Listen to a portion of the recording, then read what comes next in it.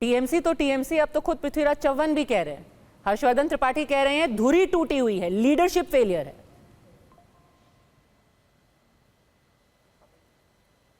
डॉली जी।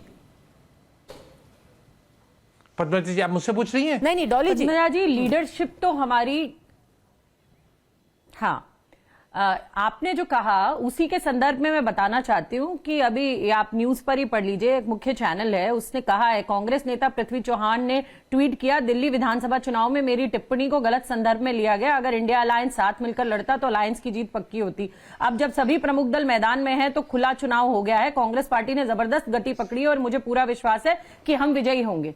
ये उन्हीं का बयान मैं आपको पढ़कर बता रही हूं। डॉली जी संदर्भ इसीलिए मैंने कोई पैराफ्रेज किया नहीं, मैंने खुद उनके मुंह से सुनवा दिया, आप दर्शक समझ सकते हैं। हाँ, मैंने सुनवा दिया।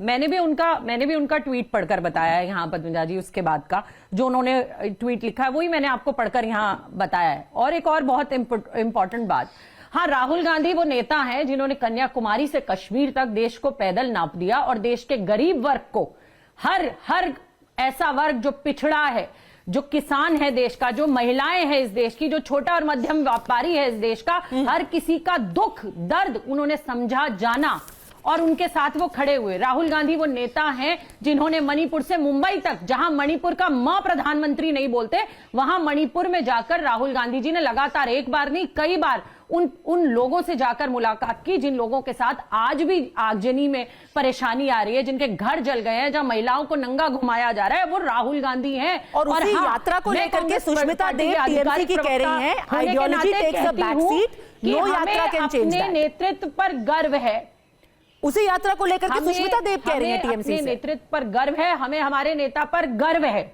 और हमें हमारे नेता पर गर्व है और उसी नेता के विश्वास पर इंडिया अलायंस में यही सारी पार्टियां राहुल गांधी जी के साथ आई थी, कांग्रेस पार्टी के साथ आई थी। हमें अपने नेता पर गर्व है, मजबूती से आधिकारिक प्रवक्ता होने के नाते में कहती हूं। नहीं देखिए पद्मजा जी, इसको धर्म संकट में मत डालिए। डॉली जी का तो ये कर्तव्य है कि वो राहुल जी पर गर्व करें, और सिर्फ डॉली जी नहीं, जो इनके साथ के नेता हैं वो क्यों राहुल गांधी से सीधे, उनको लगता है भाई प्रधानमंत्रियों के घर में पैदा हुआ बेटा है, आज नहीं तो कल हो सकता है देश की जनता कुछ ऐसा संयोग बने कि प्रधानमंत्री बन जाए, तो उस वक्त के लिए ये बहुत कुछ कह नहीं रहे। आप किसी भी कांग्रेस पार्टी के नेता या उनके सहयोगी जो दल है उनसे पूछिए, वो सब कहते हैं कि मुश्किल राहुल गांधी में है, ये ऑन ऑफ पॉलिटिक्स करने वाले नेता हैं, ये इंटरवल पॉलिटिशियन है, राजनीति का कोई अवसर ये जिसको कहते हैं उपयोग करना वो जानते नहीं है, सिर्फ कुछ चीजें रट ली हैं। तो मैं फिर कह रहा हूं डॉली जी जो काम कर रही है एकदम दुरुस्त कर रही है, मेरा उनसे कोई मतभेद नहीं है, लेकिन राहुल गांधी नेता के तौर पर असफल रहे हैं, मुद्दों को लेकर लगातार, जिसको कहते हैं कि एक स्थिर भाव में एक लगातार निरंतरता के साथ काम करना, वो नहीं कर पाए हैं और कोई भी पार्टी का नेता उनको नेता नहीं स्वीकार कर। क्या ये सच है राशिद किद भाई कि ये सिर्फ लीडरशिप की प्रॉब्लम है, इसीलिए सब पूरा गठबंधन अलग थलग पड़ रहा है? जी देखिए, वो एक पहलू है, लीडरशिप का फेलियर है, लेकिन आप महाराष्ट्र में देखें तो वहां सहयोगी दल भी हारे। देखिए पद्मजा जी, हमारे देश के अगर आप इतिहास देखेंगे, स्वतंत्रता के बाद जब भी गठबंधन बने, अगर वो जीतते हैं तो वो एकजुट रहते हैं, हारने के बाद वो बिल्कुल बिखर जाते हैं और सिरपटव्वल होता है। आपने महाराष्ट्र के चुनाव में देखा कि अजीत पवार ने चुनाव के बीच में भी कैसे कैसे कमेंट किए और उन्होंने जो बटेंगे तो कटेंगे उस सब चीज़ों का भी समर्थन नहीं करा, लेकिन जीत गए तो सब बढ़िया और वाहवाही हो रही है। हारने के बाद में एक दूसरे के ऊपर दोष बढ़ा जाता है और ये यहाँ के ऊपर तमाम राजनीतिक दल जो है वो गठबंधन जो है बेमेल करते हैं और उस पर कामयाबी होता है। भाजपा और पीडीपी जब साथ थे तो बहुत अच्छा था, भाजपा और पीडीपी जब कश्मीर में अलग हुए तो एक दूसरे को देशद्रोही कहने लग गए। इसका एक पूरा लंबा इतिहास है। विश्वनाथ प्रताप सिंह की सरकार को भाजपा और लेफ्ट पार्टीज दोनों ने इकट्ठे समर्थन किया था बाहर से।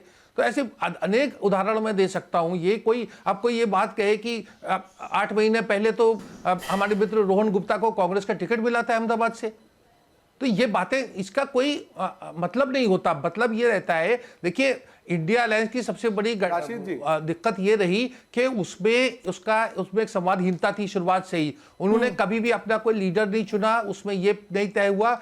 ममता बनर्जी, अरविंद केजरीवाल और सबको लगता था कि वो राहुल गांधी के बराबर है हमारे देश में। फिर पद्मजा मैं आपको बताऊंगा कि जितने भी अलायंस पॉलिटिक्स होती है, यूपीए, एनडीए, केरल में जो यूडीएफ, एलडीएफ, उसमें एक डोमिनेंट पार्टी पार्टनर होता है और दूसरे, तो मतलब एक बड़ा दल और छोटे दल। यहाँ कोई बड़ा दल अपने कांग्रेस को मानने को तैयार नहीं था और इसी वजह से ये पूरा का पूरा यहाँ बिखर गया है मामला। ठीक है, चढ़ते सूरज को हर कोई सलाम करता है और जैसे कहते हैं ना, गिरे को दो लात और सही, अगर हार हो जाती है तो वैसा सा कुछ माहौल बन जाता है।